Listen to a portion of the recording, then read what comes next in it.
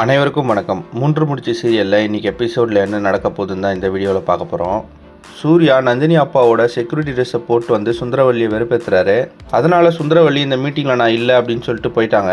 அதுக்கப்புறமா சூர்யா நந்தினியும் சுரேகாவையும் எம்ப்ளாயிஸ் கிட்ட பேச சொல்கிறாரு. ஆனால் அங்கே இருக்க மாதங்கியும் மதிக்கவே இல்லை சூர்யா. இதனால் மாதவியும் மாதங்கியும் அங்கேருந்து போயிட்டாங்க. அதுக்கப்புறமா மாதவி மாதங்கி கிட்ட சொல்கிறாங்க, இதுக்கு எல்லாத்துக்கும் ஒரு முடிவு கட்டணும், அதனால நீ எங்கள் அம்மா கிட்ட போய் நான் வேலையை விட்டு போகிறேன்னு சொல்லு அப்படின்னு சொல்லி சொல்கிறாங்க. உடனே மாதங்கி கேட்குறாங்க, அப்படி சொன்னால் என்ன நடக்கும் அப்படின்ட்டு. அதுக்கு மாதவி சொல்கிறாங்க, எங்கள் அம்மாவை பற்றி எனக்கு நல்லா தெரியும், நீ அவங்ககிட்ட போய் சொன்னேன்னா அவங்க சுரேகாவுக்கு நந்தினிக்கெலாம் ஒரு முடிவு கட்டுவாங்க அப்படின்னு சொல்லி சொல்கிறாங்க. அதுக்கப்புறமா மாதங்கியும் மாதவியும் சுந்தரவல்லியை பார்க்க போகிறாங்க. அப்போ சுந்தரவல்லி கிட்ட போயிட்டு மாதங்கி சொல்கிறாங்க, இனிமேல் இந்த இடத்துல நான் வேலை செய்யறது சரியாக இருக்காது, அதனால் நான் வேலையை விட்டு போகிறேன் அப்படின்னு சொல்லி சொல்கிறாங்க. அதுக்கு சுந்தரவல்லி எதுக்குன்னு சொல்லி கேட்குறாங்க.